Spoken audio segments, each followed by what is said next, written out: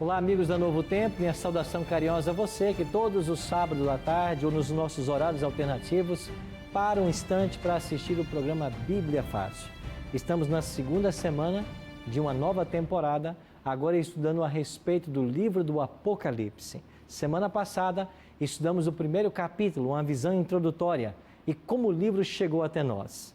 No programa desta semana, nós vamos estudar a respeito das 7 igrejas do Apocalipse e a mensagem que Deus tinha para cada uma delas e a aplicação profética para ao longo da história da igreja cristã. Por isso, você é muito bem-vindo ao nosso segundo estudo do tema do Apocalipse. Nós estamos aqui no Cevisa com 10 amigos que nós convidamos para participar dessa temporada de estudo da Bíblia e a cada semana você vai conhecer um pouquinho melhor os nossos convidados. Hoje eu queria conversar um pouquinho mais com a Patrícia Romania. Isso, é isso? Isso mesmo. Patrícia, seja bem-vinda e você Obrigada. Ficou devendo uma explicação, parece, né? É verdade. Você é de onde mesmo, Patrícia? Então, na verdade eu nasci em Araraquara, mas eu cresci em Américo Brasiliense, que é uma cidadezinha próxima, acho que fica a 7 minutos de Araraquara. Cresci lá e morei assim por muitos anos. E hoje eu retornei para Araraquara. Entendi. Então você também passou em Américo Brasiliense. A família do meu pai toda é de Américo. Toda é de lá? Sim. Ok. Como é que é o nome do teu pai? Você falou, eu não guardei. É Luiz Caetano. Luiz Caetano. Isso. Ok. Você é cantora, é isso? Isso mesmo. Como chama o trabalho que você gravou? É um trabalho solo, né? Meu nome mesmo, Patrícia Romania. Ok. E você vai ter um dia que você vai cantar aqui uma música também, né? Eu vou até escolher uma, viu, do CD, que eu acho que é uma que está em inglês, viu? Ah, Share the Muito Love. bonita. Ah, muito obrigada. Tá joia? Tá joia, tá Seja certo. muito bem-vinda, viu, Patrícia? Obrigada, que bom ter você pastor. com a gente, tá? Muito bom estar aqui. E hoje nós vamos retomar aí o livro de Apocalipse, começando agora no capítulo 2. Você está com a sua Bíblia aberta aí, eu quero convidar você também a tomar a sua Bíblia. O tema que hoje nós vamos estudar fala a respeito das 7 igrejas do Apocalipse. Quando nós olhamos para os capítulos 2 e 3, nós vamos encontrar mensagens de Deus dirigida a estas 7 igrejas. Por que Deus escolheu estas 7 igrejas em específico para enviar estas cartas? E qual a mensagem de cada uma delas e a relevância dessas cartas para os cristãos que vivem nos dias atuais? Mas aqui no programa nós temos um hábito. A gente nunca começa a estudar a Bíblia sem antes fazermos uma oração. E eu queria convidar você que também nos acompanha em casa para fechar os seus olhos, se você puder, e participar desta oração. Pai querido, estamos reunidos para mais uma vez estudarmos a Tua Palavra. Convidamos ao professor Espírito Santo que esteja conosco agora e que nos faça compreender as verdades desse livro extraordinário. É a nossa oração, em nome de Cristo. Amém. Abra sua Bíblia então em Apocalipse capítulo 2 e nós iremos voltar mais uma vez para a ilha de Pátimos. Foi lá nessa ilha, no final do primeiro século, que Jesus Cristo veio visitar João. Estão lembrados de semana passada, do nosso estudo do encontro de Cristo e João, cerca de 65 anos depois que João havia visto a Cristo, e ele agora vê um Cristo glorificado. E quando eles se encontram, sim, Patrícia? É sobre o assunto da semana passada, Ok. que eu fiquei com uma dúvida. Na verdade, então, o anjo que apareceu trazendo a revelação para João foi o anjo Gabriel. Nós queremos que seja esse anjo Gabriel, pelos textos que a gente leu, e porque esse anjo é um anjo que só vem à Terra em momentos específicos. Sim. Por exemplo, como nós lemos em Lucas 1, 19 e 26, semana passada, ele veio trazer a notícia do nascimento de João Batista, do nascimento de Jesus. Sim. Depois ele anunciou nas colinas de Belém aos pastores sobre o nascimento. Esse anjo veio estar com Daniel, quando ele escreve o seu livro. Então, há uma grande possibilidade que seja o mesmo anjo de Apocalipse. E assim, mas aí, depois disso, Jesus Cristo aparece para o João também. Exatamente. Mas ele já não tinha a revelação? Eu não entendi assim, muito bem isso. Porque o anjo Gabriel trouxe a revelação para João, ele estava com a revelação então já, e mesmo assim o Cristo aparece para João. Ah, ok. É bom você ter mencionado que a gente esclarece. Sim. Então, quando João escreve o Apocalipse, ele começa colocando aqui como se fosse um prólogo. Então ele vai dizer assim: a revelação do Apocalipse, ela é uma revelação de Cristo. que Deus deu para ele e ele deu para o anjo, que o anjo me deu. E eu enviei às igrejas. Então ele faz um resumo de como o livro chegou. Agora, na sequência, ele vai explicar o que aconteceu, ou como a revelação chegou. E como foi? Eu estava na ilha, num dia do Senhor, que é o sábado, e então apareceu por detrás de mim uma voz. E essa voz começou a falar comigo. E essa voz era Cristo. Então veja, a primeira visão que João tem não é de Gabriel, não é de um anjo, é do próprio Cristo. Agora Cristo aparece para João e começa as revelações. Depois o anjo virá para continuar a explicar esses mistérios e dizer para João o que iria acontecer. Então, João recebeu a visita do anjo posterior à visita de Cristo. Primeiro veio Cristo. Ah, entendi. Ok? Tá certo. Mas ele antecipa a informação no seu livro como um prólogo, né? Entendi. Que você dá uma pincelada nos eventos para depois começar a entrar em detalhes. Entendi. Ok? Obrigada. Agora, essa voz que falou com João, diz assim no verso 10: Achei-me espírito no dia do Senhor e ouvi por detrás de mim grande voz, como de trombeta, dizendo: O que vês, escreve em livro e manda às 7 igrejas: Éfeso, Esmirna, Pérgamo, Tiatira, Sardes, Filadélfia e Laodiceia. Bom, esse especialista, esse arqueólogo britânico chamado William Ramsay, ele escreveu uma obra muito importante. Ele é um arqueólogo muito famoso, escreveu vários livros, fez várias escavações nas terras bíblicas, e ele disse assim: no tempo de João, a província da Ásia estava dividida em 7 distritos postais, cada um tendo como seu ponto de partida uma das 7 igrejas mencionadas por João. Então esse arqueólogo nos traz a visão de que essas 7 igrejas foram escolhidas porque eram principais cidades da Ásia Menor no final do 1º século, quando João escreve o Apocalipse. Nós estamos falando do ano 96 ou 97 da era cristã. É aí que João está recebendo as revelações. E quando olhamos agora para o mapa das 7 igrejas na Ásia Menor, aqui estava a ilha de Pátimos, no mar Egeu, e você tem as cidades Éfeso, Esmirna, Pérgamo, Tiatira, Sardes, Filadélfia e Laodiceia.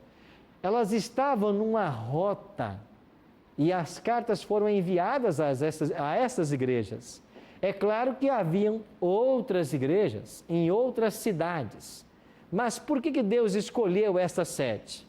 Porque cada uma destas igrejas, a situação espiritual que elas viviam nos dias de João, prefigurava uma situação espiritual que a igreja viveria em épocas posteriores.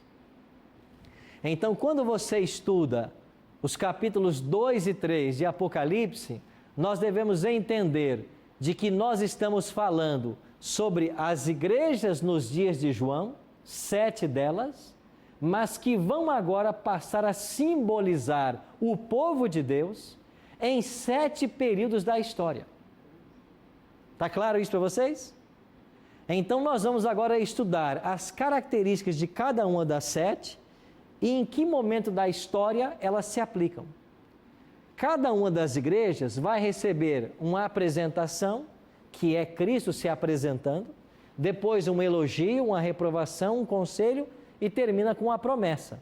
Esse é um padrão seguido por todas as 7 cartas que Jesus escreveu para as igrejas. Então vamos estudá-las. Começamos com Éfeso, capítulo 2. Essa cidade de Éfeso era a principal cidade da província romana.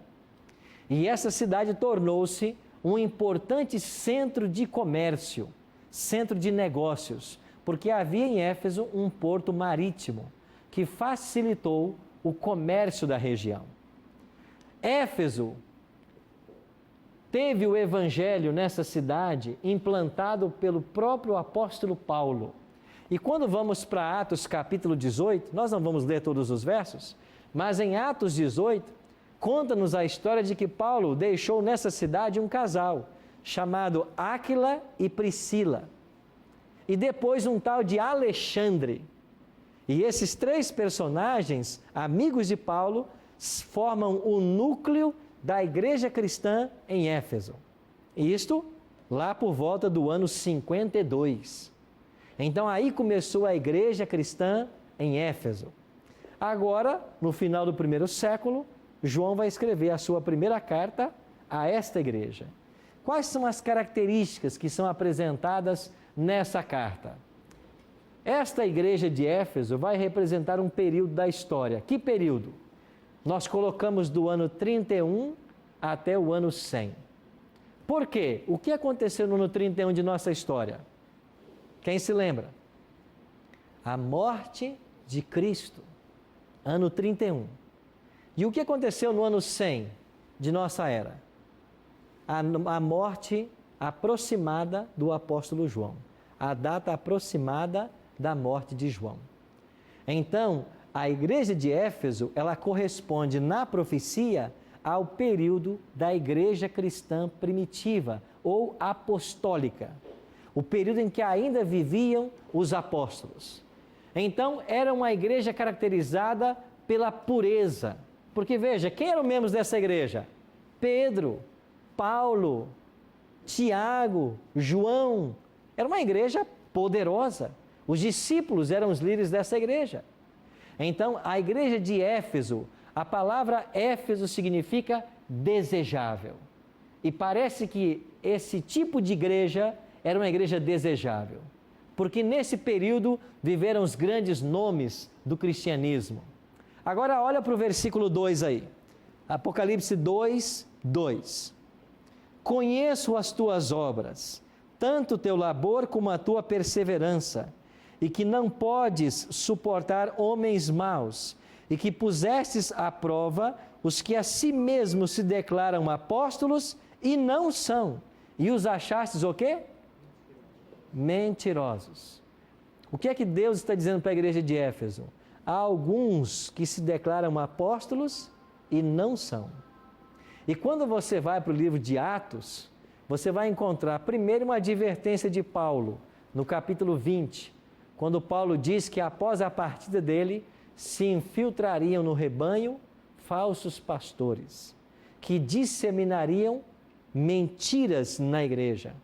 E nesse período de Éfeso, 2 mentiras que ameaçaram a igreja foi o docetismo e o gnosticismo.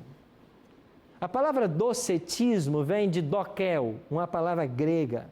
E esse dokel quer dizer apenas uma aparência. Sabe o que eles ensinam? Eles ensinam que Cristo de fato não veio em corpo, em carne humana. Ele tinha apenas uma aparência. Já os gnósticos, ou o gnosticismo, acreditam que há uma dualidade no ser humano. Isso eles beberam muito em Platão, né?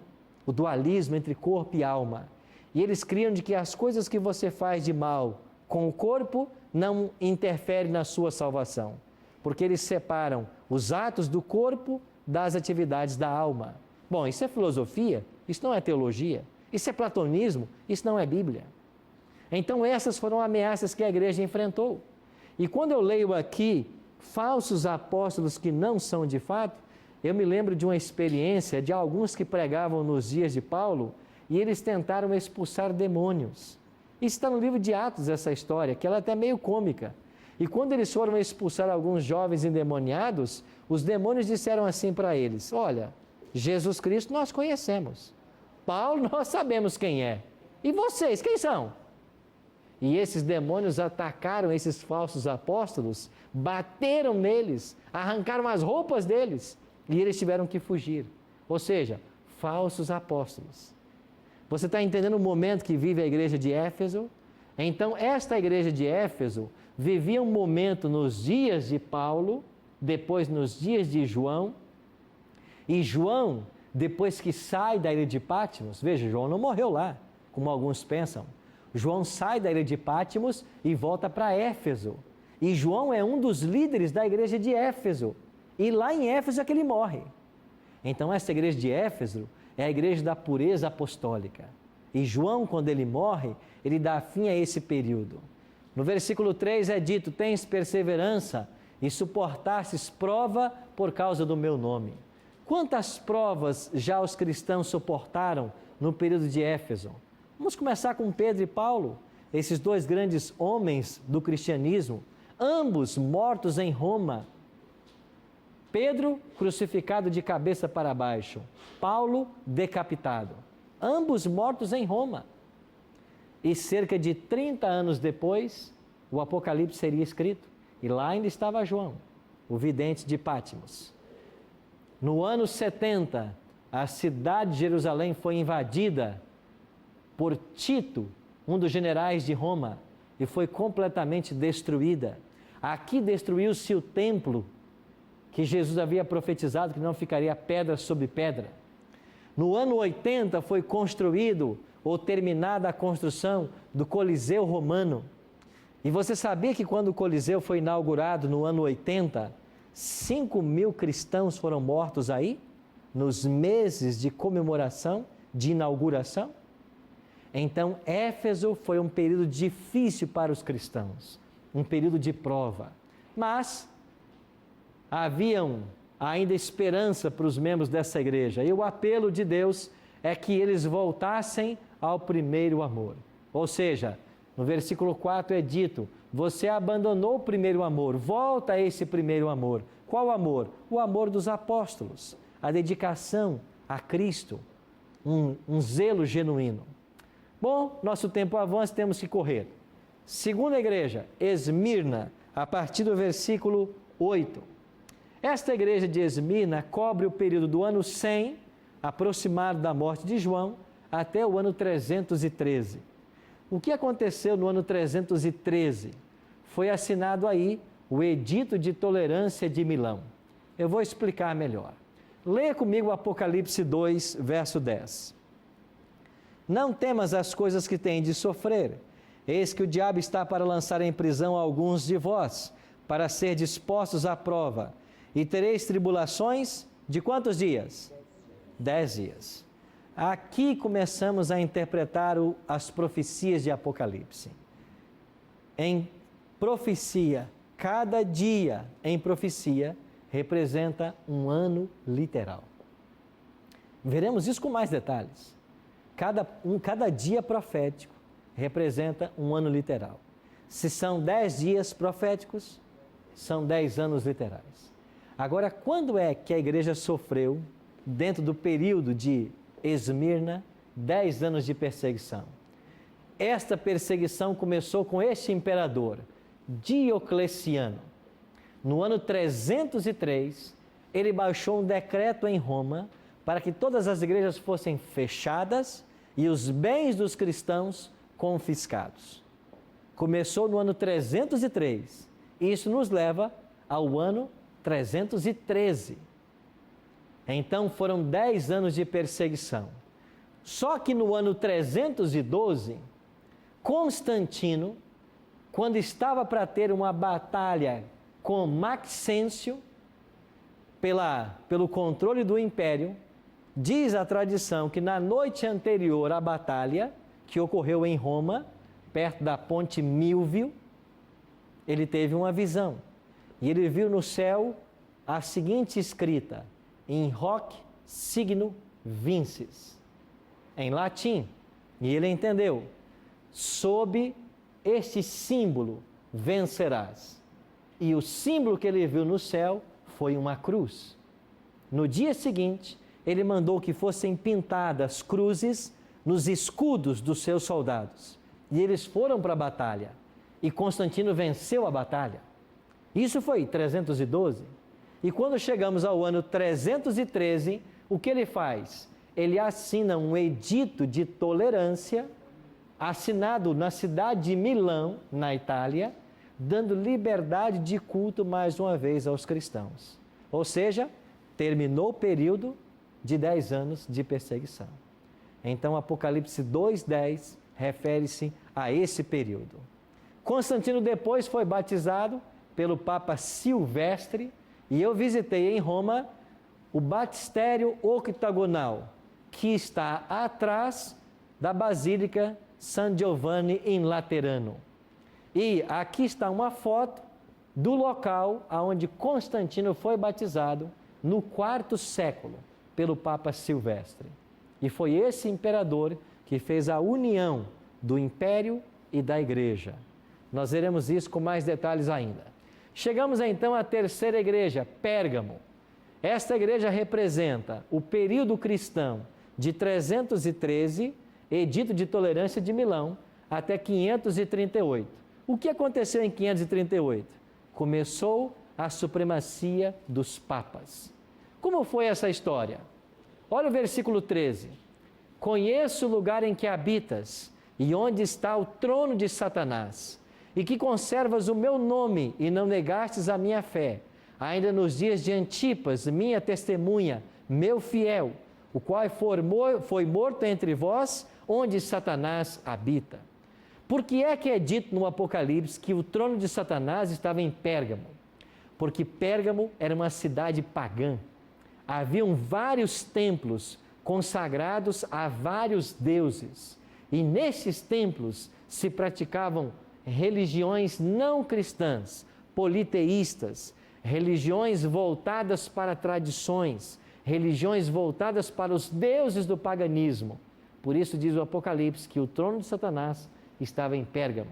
Agora a história de Pérgamo estava para mudar, e ela começa a mudar com Constantino, que assina o Edito de Tolerância em 313, e em 380, Teodósio I vai promulgar um edito tornando o cristianismo a religião exclusiva do Estado.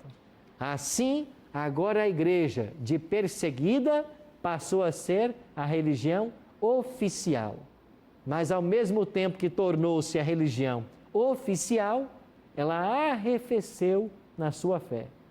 Ou seja, ela começou a perder o poder. E ao invés da igreja mudar o mundo, a sociedade começou a transformar a igreja. E esse período de Pérgamo se estendeu até o ano 538, quando começa a supremacia dos papas. Agora, como o Império Romano abriu caminho para que os papas chegassem a ter autoridade? Bom, tudo começou, segundo Edward Gibbon, esse historiador britânico, com as invasões bárbaras. Tribos bárbaras vindas do norte da Europa começaram a invadir a Itália a partir do ano 352. E ele lista ali 10 tribos: os érulos, vândalos, ostrogodos, burgundos, suevos, saxões. Essas tribos entraram na Itália e começaram a minar a autoridade de Roma, de tal forma que o imperador de Roma veio a cair. O Império Romano não perdeu o seu poder para nenhum outro império mundial. Ele foi minado em suas bases. E aqui nós temos um desenho que alguém fez falando a respeito de Rômulo Augusto se rendendo a Odoacro, que era o líder de uma dessas tribos na cidade de Ravenna, no ano 476 de nossa era. Ou seja, em 476 caiu Roma Ocidental. Sai de cena a figura do imperador. Rômulo Augusto foi o último. E quando sai de cena a figura do imperador, qual é a figura que sobrou? Os bispos, um em cada cidade. E esses bispos que estavam nas cidades, eles começaram a ter mais autoridade com a queda do imperador. E os bispos começaram a considerar o bispo de Roma como sendo a maior autoridade entre eles.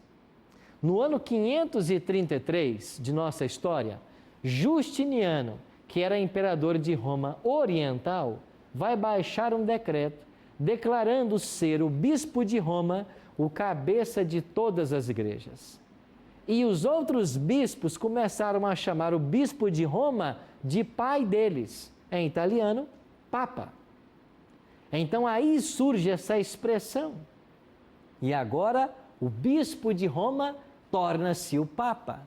E as tribos bárbaras que haviam derrotado o império se submetem ao papado, com exceção de 3, os érulos, vândalos e ostrogodos.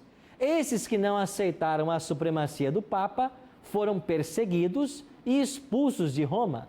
E a última tribo a ser expulsa de Roma foi os ostrogodos, no ano 538. Então, o ano 538 é o ano onde se inicia profeticamente a autoridade dos papas, o que nós chamamos a supremacia dos papas ou supremacia papal. Terminamos o período de Pérgamo e vamos agora para a quarta igreja do Apocalipse, Tiatira. O que acontece nesse período de Tiatira? Olha para o versículo 20. Tenho, porém, contra ti o tolerares que essa mulher, Jezabel, que a si mesmo declara profetiza, não somente ensine, mas ainda seduza os meus servos a praticarem a prostituição e a comerem coisas sacrificadas a ídolos. Como eu disse para vocês, o pano de fundo para entender o Apocalipse é o Antigo Testamento. E lá no livro de 1 Reis, nós temos a história dessa Jezabel, que era casada com o rei de Israel, Acabe. E esta rainha levou o povo de Deus ao pecado da idolatria, influenciando Acabe. Ou seja, no período de Tiatira, a igreja começou a ser influenciada, como Jezabel fez com Israel. E agora costumes e tradições começaram a se infiltrar dentro da igreja. E a igreja que outrora cria apenas na Bíblia, como regra de autoridade, agora passa a receber várias tradições, vários costumes. Mas, dentro desse período, nós temos um povo leal à Bíblia ainda. Por exemplo, os valdenses. Os valdenses, os albigenses, os huguenotes eram povos que habitavam norte da Itália e sul da França, mesmo o território francês, os huguenotes, mas eram pessoas leais apenas à palavra de Deus. E nessas regiões isoladas da terra, eles mantiveram acesa a chama da verdade.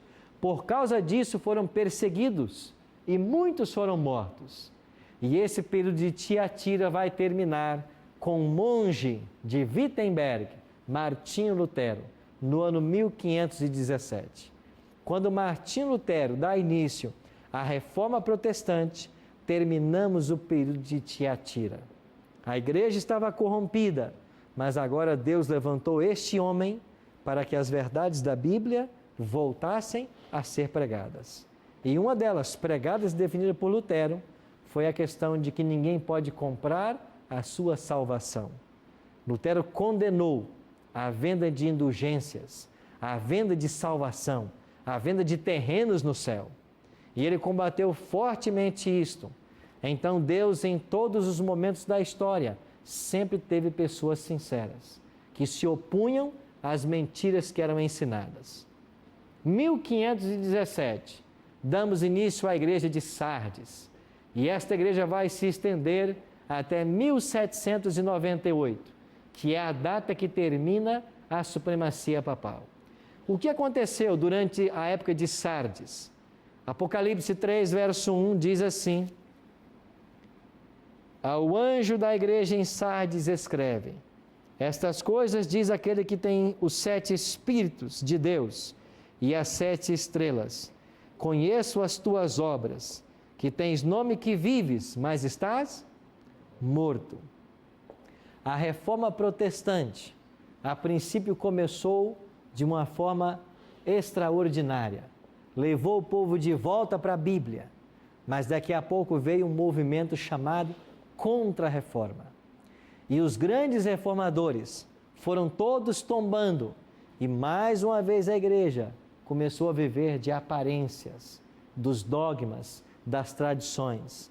Por isso a mensagem para ela é: tem nome de que vives, mas estás morto. A fé começou mais uma vez a ser corrompida. Todavia, Apocalipse 3, 4 diz: tens contudo em Sardes umas poucas pessoas que não contaminaram suas vestiduras e andarão de branco junto comigo, pois são dignas disso. mesmo em Sardes, nessa igreja que se corrompeu novamente, Deus tinha pessoas sinceras. Quem são esses sinceros? Olhe, por exemplo, para o ano 1572, quando ali em Paris, na França, ocorreu o massacre de São Bartolomeu. Recebeu este nome na história porque esse massacre se deu no dia de São Bartolomeu. A rainha havia colocado sua palavra, empenhado sua palavra em proteger os cristãos, mas na noite anterior ela voltou atrás e os soldados do império invadiram as casas dos cristãos, arrancavam estes para fora e os matavam.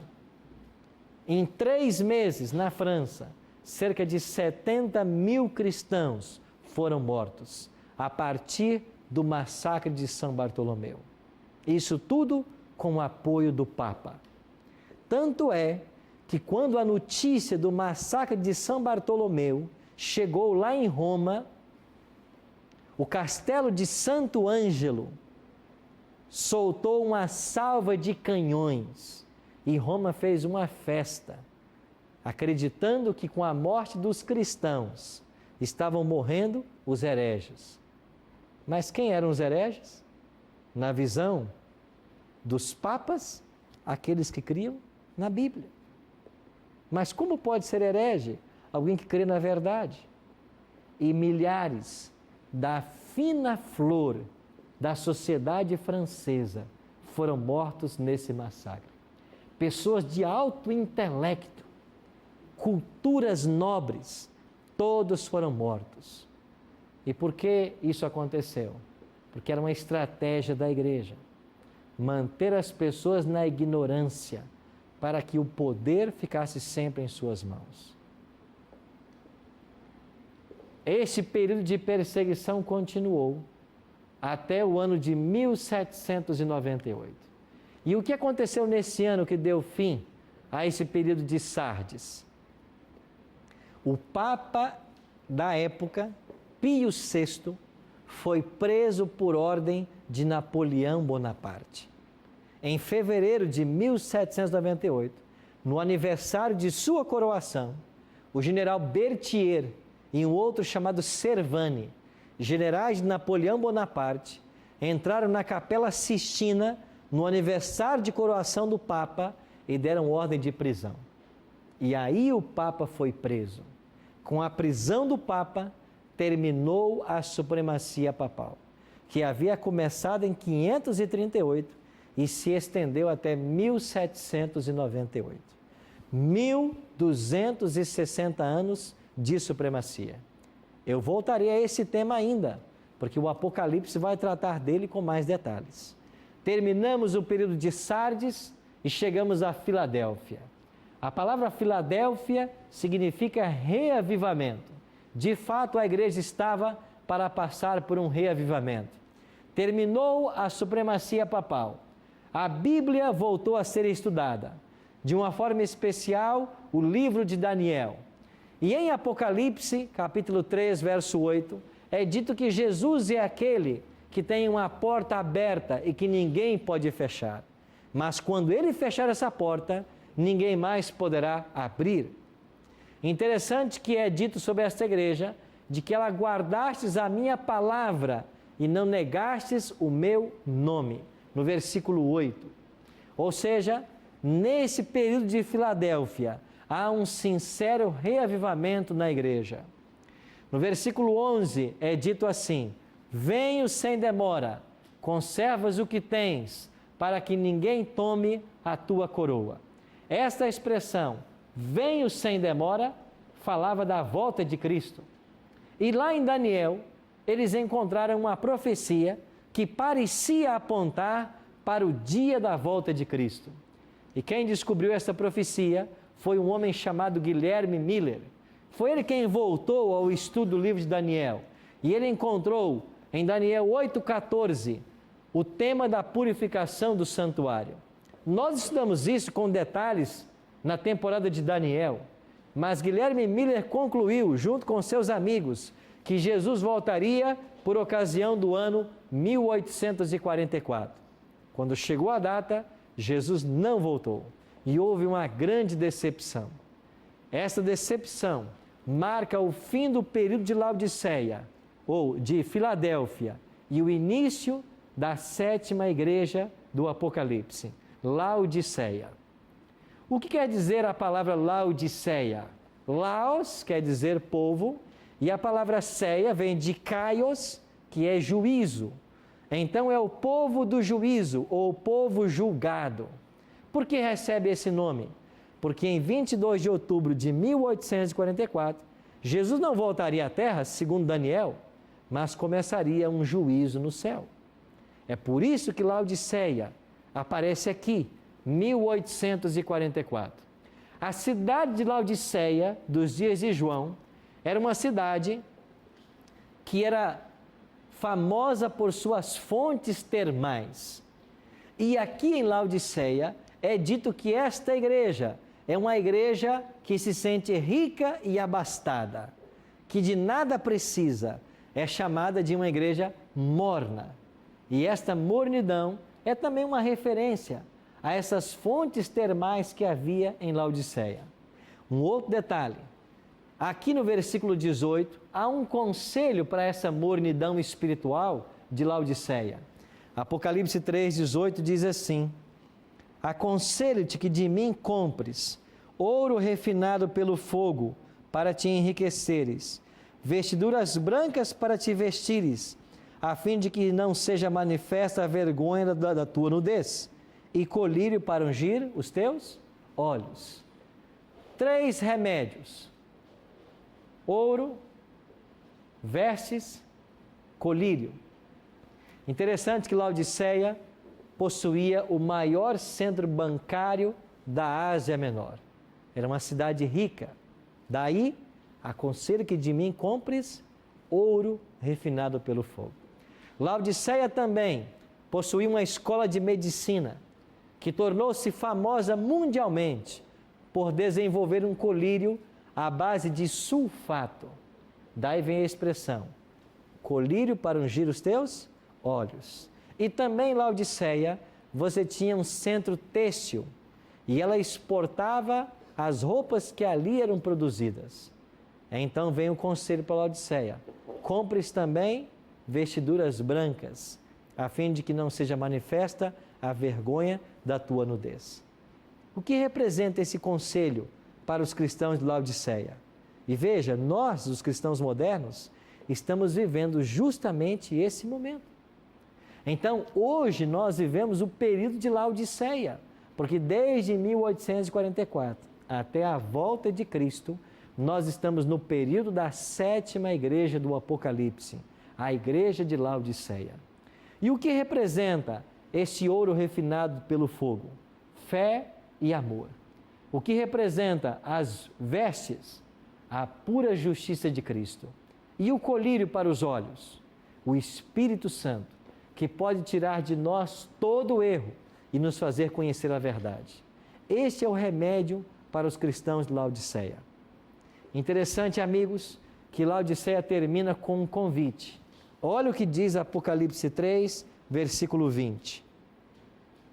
Eis que eu estou à porta e faço o quê? Bato. Se alguém ouvir a minha voz e abrir a porta, entrarei em sua casa, cearei com ele e ele comigo. A igreja de Laodiceia é uma igreja morna, é um estado de letargia espiritual, mas a solução para o problema está à porta. É Cristo. Ele está dizendo: eis que eu estou à porta e eu bato. Se alguém ouvir a minha voz e abrir a porta, eu vou entrar em sua casa. Ou seja, Cristo não força a entrada na vida de nenhuma pessoa. Ninguém vai para o céu empurrado. Nós temos que desejar o céu. E através dessas 7 igrejas que existiam nos dias de João e que representam 7 períodos da história, Cristo fala para cada momento das necessidades do povo dele naquele momento. No primeiro século, na Idade Média, na época das reformas e nos dias atuais. Nos dias atuais, o conselho é ouro, vestes, e colírio. A solução, bate a porta. Eis que estou à porta e bato. Se alguém ouvir a minha voz, eu vou entrar. Eu vou cear com ele e ele comigo. Às vezes olhamos para a igreja na atualidade e pensamos assim, por que nós temos uma igreja tão apática espiritualmente? Porque às vezes a igreja é uma igreja tão desinteressada pelo estudo da Bíblia, uma igreja tão destituída de poder. Amigos, isso é profético. É assim que estaria a igreja de Laodiceia. Agora, eu posso estar vivendo o período de Laodiceia, mas eu não posso ser laodiceiano. Eu posso me enquadrar dentro desse período profético, mas eu não posso ter a condição espiritual da igreja de Laodiceia. E qual é o remédio para Laodiceia? Jesus diz, eu estou à porta e bato. O que falta para nós é uma real experiência com Cristo. Experiência com Jesus como tiveram estes que ao longo das eras, que viveram nesses períodos apostólicos e pós-apostólicos, deram suas vidas por amor ao Evangelho. Veja a história dos discípulos, a história dos mártires da fé, pessoas que não temiam morrer por aquilo que criam. É esse espírito que deve apoderar hoje dos cristãos modernos. Priscila? Pastor, recentemente esse versículo chamou muito minha atenção e me tocou muito, porque muitas vezes a gente vê os cristãos utilizando esse versículo para pessoas não convertidas, né? Ou até mesmo para anunciar o Evangelho. Mas aqui Jesus fala que ele está fora, né? Ele está batendo a porta da própria igreja. Uhum. Então, assim, é dos próprios cristãos, né? Ele está fora da própria igreja.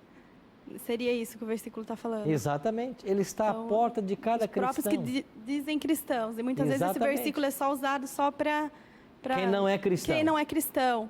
Mas e esse maior perigo é porque está sendo para nós mesmos. Claro, o contexto aqui são os cristãos.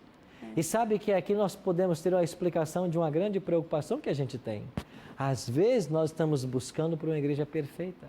E não vamos encontrar essa igreja perfeita. Sabe por quê? Porque não existem pessoas perfeitas. As igrejas estão cheias de pessoas. E as pessoas são imperfeitas. Agora, eu tenho que buscar pela igreja que ensina toda a verdade. Mesmo que dentro dela não tenha pessoas perfeitas. Porque o modelo para mim e para você não é o líder da igreja, não é o pastor, não é o missionário, não é o presbítero, não é o sacerdote. Eles não são modelos para nós. O modelo é Cristo. Por isso Jesus disse, eis que estou à porta e bato. Ele quer entrar. Cristianismo é um relacionamento com Jesus Cristo. Não é se relacionar apenas com a liderança de uma igreja. A nossa fé não pode estar pautada naquilo que os líderes fazem, naquilo que a liderança faz, porque cedo ou tarde nós podemos nos decepcionar com esse povo. A nossa fé tem que estar pautada em Cristo. E a pergunta que nós temos que fazer constantemente é, eu estou seguindo a doutrina de Cristo? Os ensinos de Cristo nesse livro, isso eu estou praticando? Por isso, no Apocalipse, nós temos essa preocupação de compreender qual é a vontade que Deus tem para a minha vida. E quando eu descobrir essa vontade, eu posso então escolher seguir ou não. A pergunta que eu quero fazer para vocês ao encerrarmos o programa de hoje é, estou eu disposto a ter a fé que tiveram esses mártires, esses pioneiros, esses heróis do passado? E nós mencionamos para vocês aqui o exemplo de Martinho Lutero, que deu início à grande reforma protestante. Lutero foi chamado a testemunhar de sua fé lá na cidade de Worms. Lá se reuniu a dieta. Certamente Lutero seria morto naquela ocasião. E os amigos de Lutero disseram, não vá, Lutero, eles vão matar você. A igreja lá se reuniu esperando Lutero. E diante desse conselho, Lutero respondeu, ainda que daqui para Worms tivesse tantos demônios nas ruas, quanto telhas nos telhados, lá eu estaria e ficaria de pé pela verdade. Que fé! Não é à toa que ele compôs aquele hino, Castelo Forte é nosso Deus. Assim era a experiência de Lutero. Hoje nós cristãos do período de Laodiceia somos desafiados a não sermos laodiceianos. E a única forma de não ser um laodiceiano é deixar que Jesus entre, para termos essa experiência. É muito fácil você sair por aí com a sua Bíblia debaixo do braço e dizer ser cristão. Eu quero ver você ter coragem para seguir o que esse livro ensina.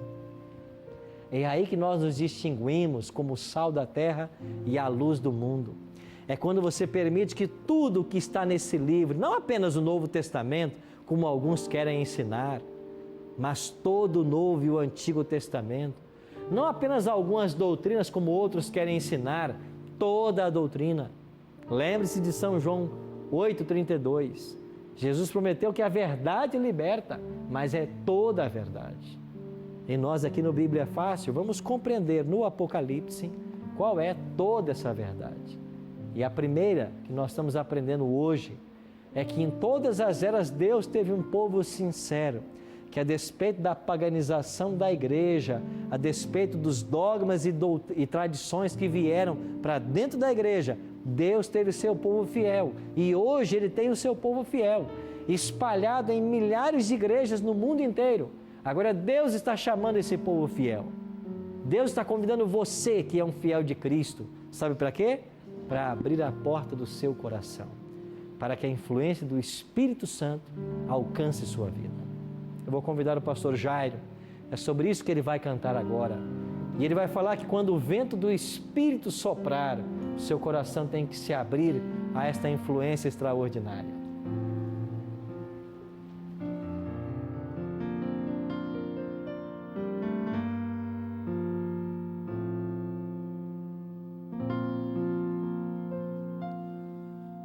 Quando o vento do Espírito soprar, uma chama viva vai aparecer.